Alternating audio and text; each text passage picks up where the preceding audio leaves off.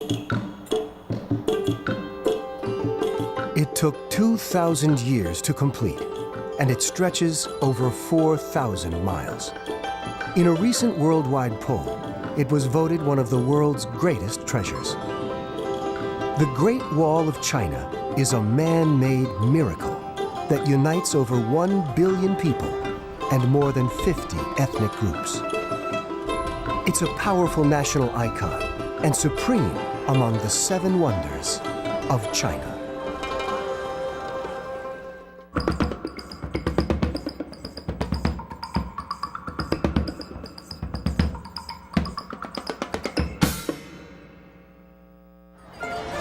Each day, over 10,000 visitors set foot on China's most famous tourist attraction. Busloads of people stand proudly in front of a large stone engraved with the thought of Chairman Mao Zedong. You are not a man until you have walked on the Great Wall.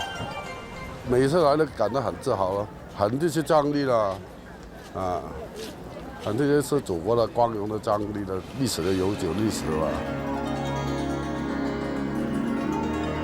The largest man-made structure on Earth, the Great Wall stretches majestically across Asia from the east near Pyongyang in North Korea to its western tip at the Jiaiguan Pass in China.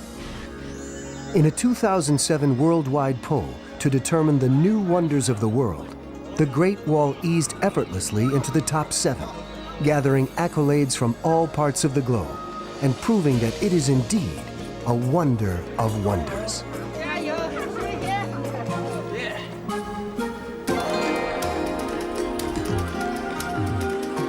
Incredible proof of perseverance and persistence. The Great Wall is the path connecting the ancient China with the modern. A symbol of unity and protection. Miraculous and remarkable feat of ingenuity. The Great Wall is a symbol of the longevity of the Chinese civilization.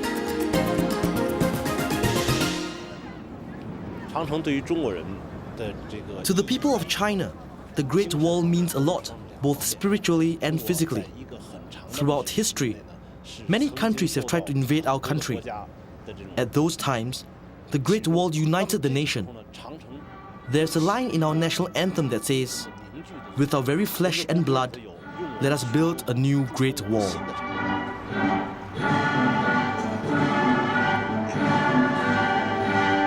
The Great Wall has witnessed China's entire history, from the founding of the nation to the cultural and economic revolutions of modern times.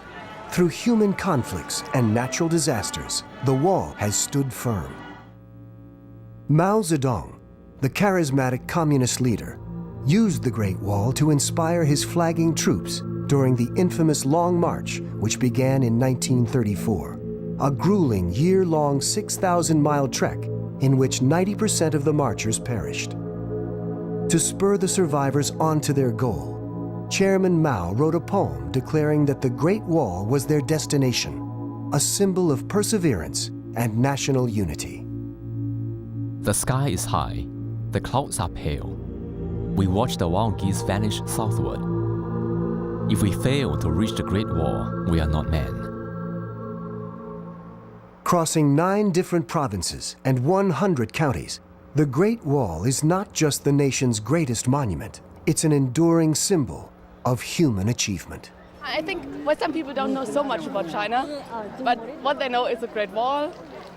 I think it's a huge size, or the length of the Great Wall, which is so impressive. Well, we always heard that you could see it from the moon, so. Yeah. Well before human space travel, people were claiming the wall as the only man-made structure visible from the moon. It's one of many myths and legends that such a great wonder attracts. When China's first astronaut went into space and then came back, last year or the year before, he held a press conference after coming back to Earth, and somebody asked him in a very expectant tone whether he saw the Great Wall from space. And people were very disappointed when he said no.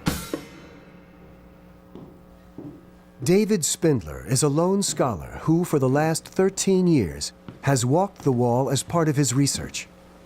He spent nearly 700 days on its steps and turrets, hiking hundreds of miles.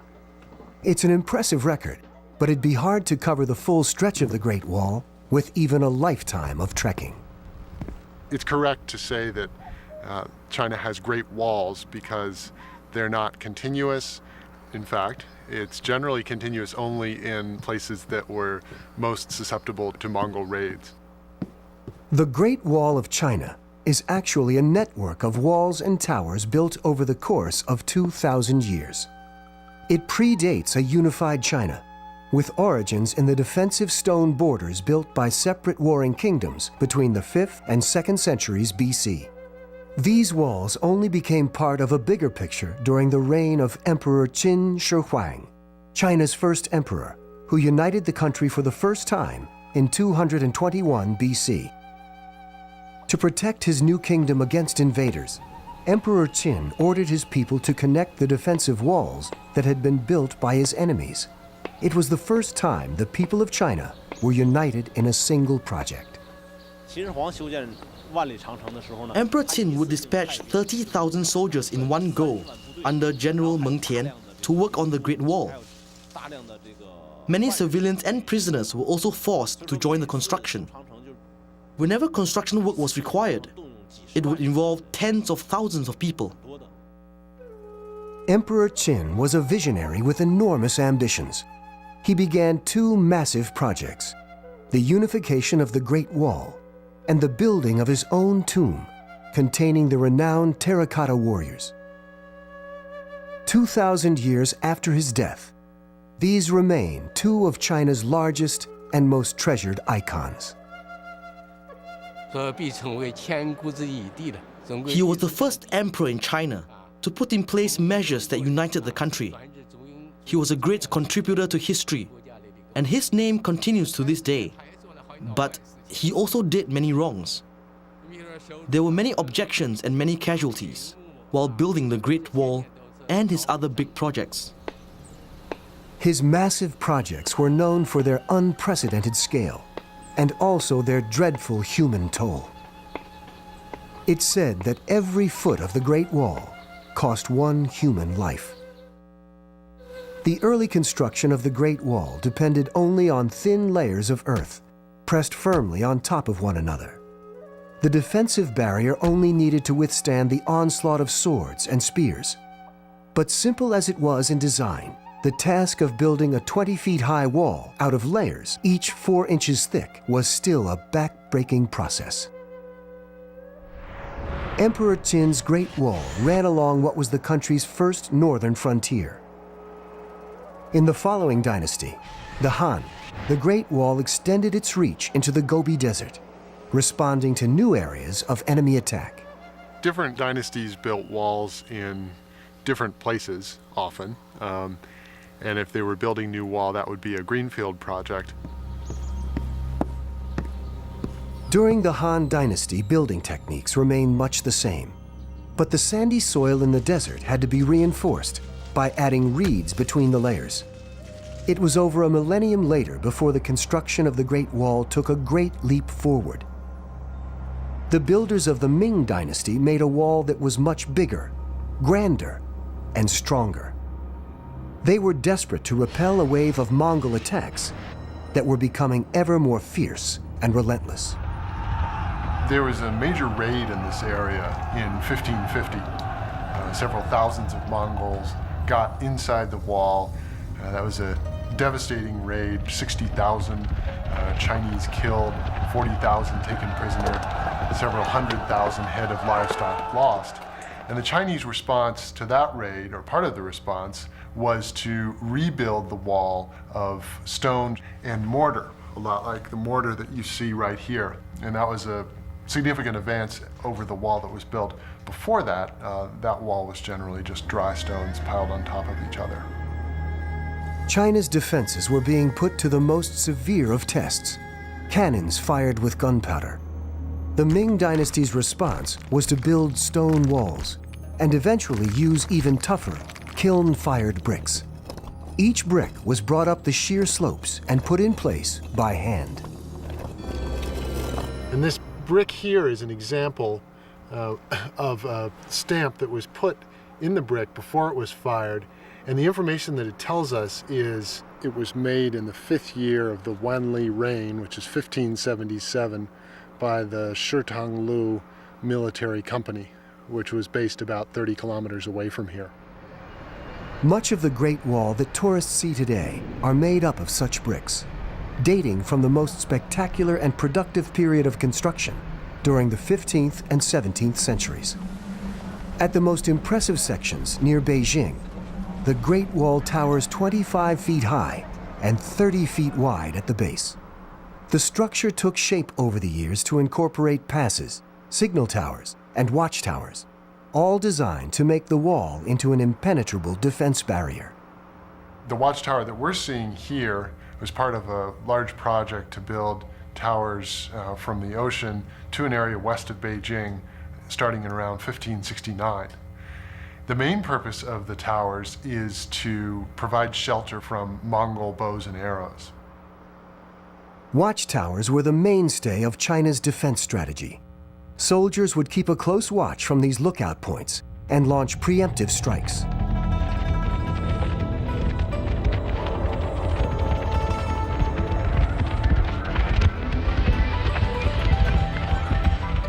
In the event of a raid, the Chinese had to mobilize troops instantly. They developed a signaling system that used the wall to communicate over vast distances in a matter of minutes.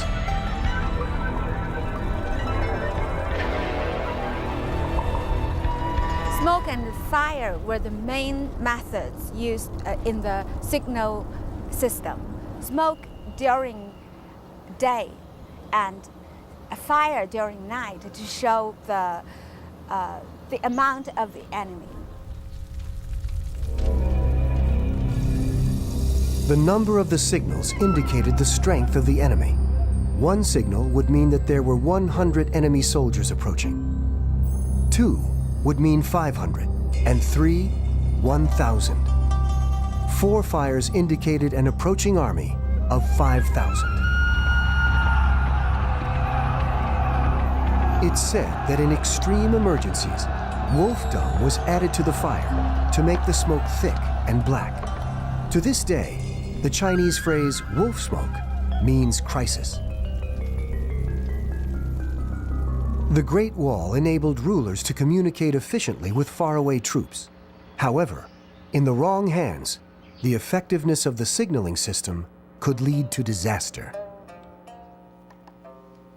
King Yo, leader of the Zhao kingdom, fell in love with a beautiful slave named Baosi. So taken was he with his lover that he dethroned his original queen and had Baosi crowned in her place. Baosi was a woman of exceptional beauty, but she was known for never smiling, in spite of the best efforts of King Yo. Queen Baosi did not like smiling, so in order to make her smile, King Yu thought of all kinds of methods, but failed for many times. King Yo finally came up with a plan with the help of a cunning court official. The official suggested he play a practical joke on his commanders by lighting smoke signals and fooling them into believing they were under attack. And the shock on their faces when they rushed to the palace and found they'd been tricked would surely make the queen smile at last. When the princes arrived, they saw the king. They saw no enemy but the king and the smiling queen. The queen was smiling because maybe she never saw such a funny thing. And the king was happy. But the princes, you can imagine, they were very angry. The commanders had lost trust in their king they'd rushed to protect. Later, when an armed rebellion broke out and the palace was indeed under siege, the king ordered signal fires to be lit from towers all along the wall. But this time, none of his troops came to his rescue. The rebels stormed the palace, and King Yo and Queen Baosi were taken and killed. Today, modern technology sends messages across the vast landscapes instantly. Wires take the place of smoke and carry messages further than ever before.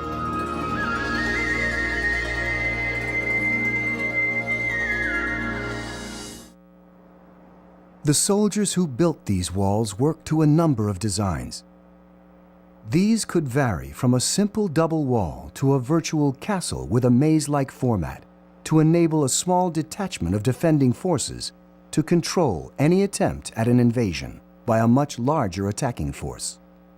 One good example of the Chinese successfully fending off a Mongol raid at the wall was the raid of 1554, which happened about 10 or 15 kilometers west of here. On October 23rd, 1554, thousands of Mongols attacked that point. At that time, the Chinese had good intelligence. They knew where the raid was going to happen, and they were able to fend off the Mongol surges. What the Mongols did was then proceed further along the wall toward us here, trying to find a spot to get in. They were unsuccessful, and they really had no choice after a few days but to just pack up and go. Every day, thousands of tourists take a piece of this imposing monument back with them in their holiday snapshots. But in the outlying areas of Shanxi province, under the less conspicuous shadow of the Great Wall, people have been literally taking pieces of the wall to build their homes for many years. This little village named Victory Castle, close to the border with Inner Mongolia, owes its existence to the stones of the Great Wall.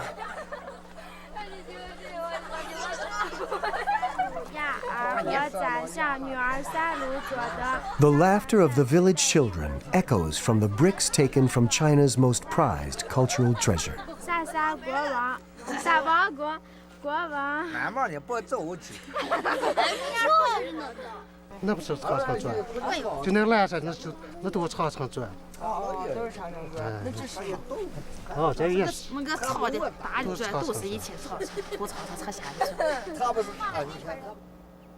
The huge dirt mounds near the village are actually remnants of the wall.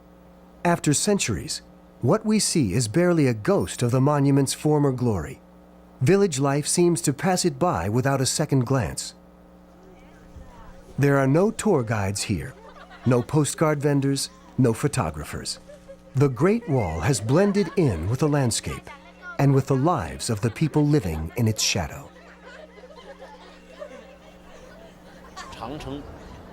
The Great Wall has been here for a very long time. Even the most recent Ming Great Wall is 400 to 500 years old. Earlier Great Walls are 1,000 to 2,000 years old.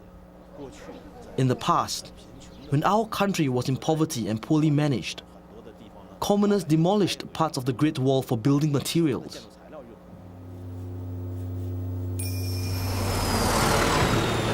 Bulldozed to make way for highways and its bricks turned into building blocks, the Great Wall is now threatened by the very people it was meant to protect. Surveys show that only a fifth of the entire wall is fully intact, and much of it is deemed to be in ruins. Around a half has disappeared altogether, and it's still under threat. In recent times, it's humans that have been damaging the Great Wall more.